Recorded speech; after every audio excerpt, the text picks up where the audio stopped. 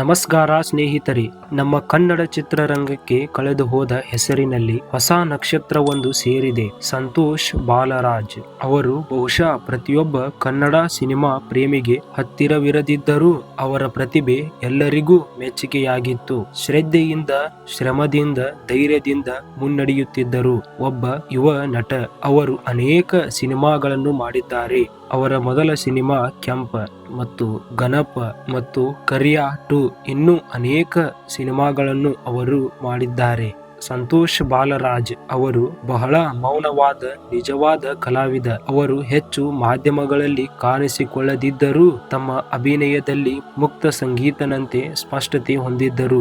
2015ರಲ್ಲಿ ಗಣಪ ಮೂಲಕ ಅವರು ತಮ್ಮನ್ನು ಒಬ್ಬ ಗಂಭೀರ ನಟನಾಗಿ ಸ್ಥಾಪಿಸಿಕೊಂಡರು. 2017ರಲ್ಲಿ ಕರಿಯಾ 2 ಚಿತ್ರದಲ್ಲಿ ಅವರು ದಿಟ್ಟ ನಟನೆಯು ಎಲ್ಲರ ಗಮನ ಸೆಳೆಯಿತು. ಅವರ ಯಶಸ್ವಿನ ಹಿಂದೆ ತಕ್ಷಣ ಎಲ್ಲರೂ ಗುರುತಿಸಿದ ಒಂದು ನಗುಮುಖದ ನೋವು ಅಡಗಿತ್ತು. 2024ರ ಅಂತ್ಯದಲ್ಲಿ ಅವರು ಆರೋಗ್ಯದಲ್ಲಿ ಬದಲಾವಣೆಗಳನ್ನು ಅನುಭವಿಸುತ್ತಿದ್ದರು. ಆದರೆ ಅವರು ತಮ್ಮ ಅನಾರೋಗ್ಯವನ್ನು ಬಹಿರಂಗಪಡಿಸದೆ ಶ್ರದ್ಧೆಯಿಂದ ಕಾರ್ಯನಿರ್ವಹಿಸುತ್ತಿದ್ದರು. ಕಳೆದ ಕೆಲವು ತಿಂಗಳಲ್ಲಿ ಅವರಿಗೆ ಜಾಂಡೀಸ್ ಇರುವುದು ದೃಢವಾಯಿತು.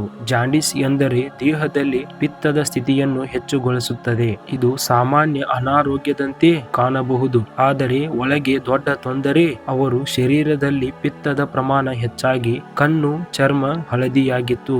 ಅವರು ಆಹಾರ ತೆಗೆದುಕೊಳ್ಳಲು ಹಿಂಜರಿಯುತ್ತಿದ್ದರು. ದೃಷ್ಟಿಕೋನ, ದೇಹದಲ್ಲಿ ಶಕ್ತಿಯ ಕೊರತೆ ತೀವ್ರವಾಯಿತು.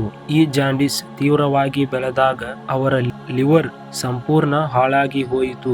ಲಿವರ್ ಅಂದರೆ ನಮ್ಮ ದೇಹದ ಶುದ್ಧಿಗೊಳಿಸುವ ಅಂಗ. ಅದು ಶಕ್ತಿಹೀನವಾದಾಗ ಇತರೆ ಅಂಗಗಳು ಬಾಧೆಗೊಳ್ಳುತ್ತವೆ. ವೈದ್ಯರು ತಕ್ಷಣವೇ ಚಿಕಿತ್ಸೆಗೆ ಮುಂದಾದರು. ಸಮಸ್ಯೆ ಈಗ ಬಹಳ ಗಂಭೀರ ಹಂತ ತಲುಪಿತು. ಸ್ನೇಹಿತರೆ, ಲಿವರ್ ಹಾನಿಯಿಂದ ಹೊರಬರುವ ಮೊದಲೇ ಅವರು ಕಿಡ್ನಿ ಕಾರ್ಯವು ಕುಗ್ಗತೊಡಗಿತು. ಅವರಿಗೆ ನಿಯಮಿತವಾಗಿ ಡಯಾಲಿಸಿಸ್ ಮಾಡಲಾಗಿತ್ತು. ಈ ಸಮಯದಲ್ಲಿ ಅವರ ದೇಹ ಸಂಪೂರ್ಣವಾಗಿ ಕುಗ್ಗಿ ಹೋಗಿತ್ತು. ಸ್ನೇಹಿತರೆ, ಸ್ವಲ್ಪ ಹೊತ್ತು ನಿಲ್ಲಲು ಶಕ್ತಿ ಇಲ್ಲದಷ್ಟು ಅವರಿಗೆ ತೀವ್ರ ಸ್ಥಿತಿ ತೊಡಗಿತು. ಬೆಳಗ್ಗೆ ಇಂಥ ದುರಂತ ಹಂತ ತಲುಪಿದ ಮೇಲೆ ಅವರನ್ನು ಬೆಂಗಳೂರಿನ ಅಪೋಲೋ ಆಸ್ಪತ್ರೆಗೆ ದಾಖಲಿಸಲಾಯಿತು. ಸ್ನೇಹಿತರೆ, ಅವರನ್ನು ತೀವ್ರ ನಿಗಾ ಘಟಕ ಅಂದರೆ ICU ಅಲ್ಲಿ ತಕ್ಷಣವೇ ದಾಖಲಾಗಿ ವೈದ್ಯರು ಎಲ್ಲಾ ಪ್ರಯತ್ನಗಳನ್ನು ಆರಂಭಿಸಿದರು. ಆದರೆ ಶರೀರ ತೀವ್ರವಾಗಿ ಕುಗ್ಗಿದ್ದರಿಂದ ವೈದ್ಯರು ಕೂಡ ಏನೂ ಮಾಡಲಿಕ್ಕೆ ಆಗುವುದಿಲ್ಲ.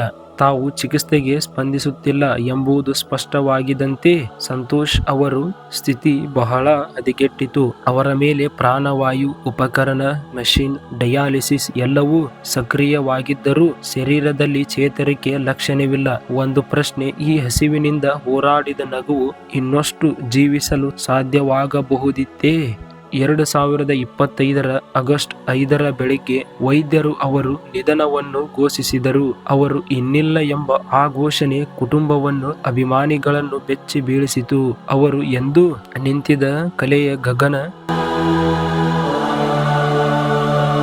ಹೌದು, ಅವರಿಗೆ ಜಾಂಡೀಸ್ ಆಗಿತ್ತು. ಅದರಿಂದ ಲಿವರ್ ಸಂಪೂರ್ಣ ಹಾನಿಗೊಂಡಿತ್ತು. ಸ್ನೇಹಿತರೆ, ಅದರಿಂದಾಗಿ ಕಿಡ್ನಿ ವೈಫಲ್ಯ ಉಂಟಾಯಿತು. ಅವರ ದೇಹ ಹಲವು ರೀತಿಯ ಚಿಕಿತ್ಸೆಗೂ ಸ್ಪಂದಿಸಲಿಲ್ಲ. ಇದು ಎಲ್ಲರಿಗೂ ಪಾಠ. ಆರೋಗ್ಯವನ್ನು ಕಡೆಗಣಿಸಿದಿರಿ. ಸಂತೋಷ್ ಬಾಲರಾಜ್ ಈಗ ನಮ್ಮ ಜೊತೆ ಇಲ್ಲ, ಆದರೆ ಅವರ ನೋವಿನ ಕತೆ, ಅವರ ಹೋರಾಟ ಮತ್ತು ನಮ್ಮ ಕಡೆಗಿನ ಕಳಕಳಿಯ ಎಂದೆಂದಿಗೂ ಜೀವಂತವಾಗಿರಲಿ. ಅವರ ಆತ್ಮಕ್ಕೆ ಶಾಂತಿ ಸಿಗಲಿ ಎಂಬ ಪ್ರಾರ್ಥನೆಯೊಂದಿಗೆ ಕಮೆಂಟ್ ಮಾಡಿ. ಧನ್ಯವಾದಗಳು.